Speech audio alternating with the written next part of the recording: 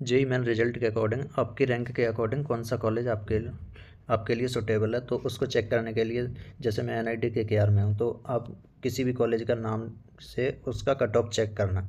तो कॉलेज प्रवेश यहाँ आओगे, तो एक तो आप नंबर ऑफ़ सीट्स उसमें देखो कि कितनी सीट हैं, और दूसरा देखो आपकी कट ऑफ रेंज कितनी सीट तक है। तो यहाँ से अगर हम सीट की बात की जाए तो सीट कैटेगरी वाइज किसी भी कॉलेज में कितनी है, किस ब्रांच में, तो एनआईटी कुरुक्षेत्र सीट मैट्रिक्स ये सामने आ रखा है। तो यहाँ से आप ये वाला है, तो यहाँ से आप क्लिक करोगे इस पर, तो यहाँ से पूरा कट ऑफ खुल जाएगा किस ब्रांच में कितनी सीट्स हैं, कैटेगरी वाइज सीट्स।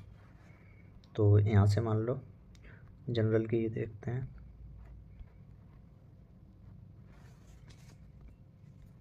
तो जनरल जेंडर न्यूट्रल की बात की जाए तो एआई एंड डीएस की बात की जाए तो 10 सीट हैं, और मशीन लर्निंग में 9 सीट हैं। सिविल इंजीनियरिंग की बात की जाए 17 सीट हैं।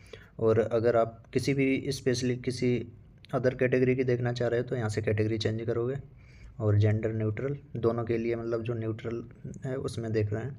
तो एआई एंड डीएस की बात की जाए तो 2 है, ये हमने देखा था ईडब्ल्यूएस के लिए, तो 2 सीटें।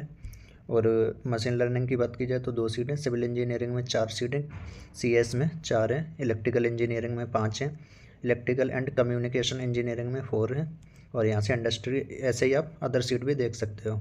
तो यहाँ से एससी की बात की जाए तो एआई एंड डीएस में 2 हैं, एआई एंड एमएल में 2 हैं, सिविल इंजीनियरिंग में 4 हैं, कंप्यूटर साइंस एंड इंजीनियरिंग में 4 हैं, इलेक्ट्रिकल इंजीनियरिंग में 5 हैं। तो इस तरह से आप ये पता कर सकते हो किस ब्रांच में कितनी सीटें उस कैटेगरी की हैं। और यहाँ से अगर आप बात की जाए कि कितना कट ऑफ है, क्लोजिंग एंड ओपनिंग रैंक क्या है, तो कट ऑफ पर जाओगे यहाँ आप,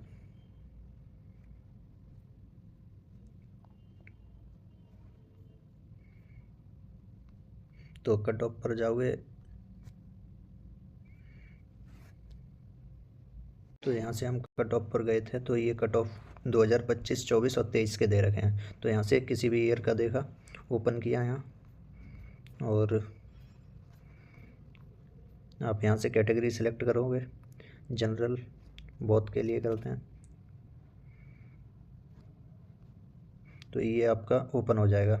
तो यहाँ से आप देख पा रहे होंगे जो AINDS की ओपनिंग रैंक है वो 8120 है, क्लोजिंग रैंक है 11,129, यानी कि जो पहला सिलेक्शन है वो 8120 रैंक वाला है, और जो क्लोजिंग रैंक है मतलब लास्ट राउंड तक जिससे सीट मिली है उसकी रैंक 11,129 है।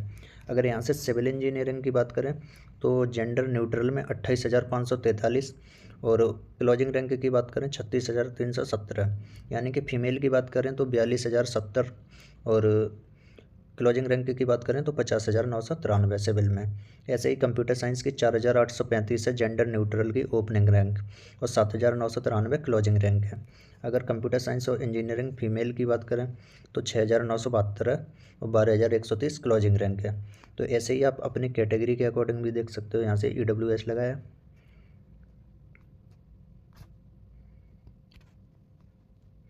रिफ्रेश करना होगा, तो यहाँ से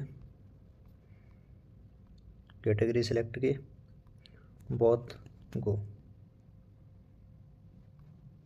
तो यहाँ से EWS का देखो, जो AINDS वाले हैं वो जेंडर न्यूट्रल 1468 है ओपनिंग, मतलब ये उनकी कैटेगरी रैंक है EWS की 1468, और 1484 क्लोजिंग रैंक है। और यहाँ से आप फीमेल का डाटा अवेलेबल नहीं है इसमें पोर्टल में। और सिविल इंजीनियरिंग की बात की जाए तो जेंडर न्यूट्रल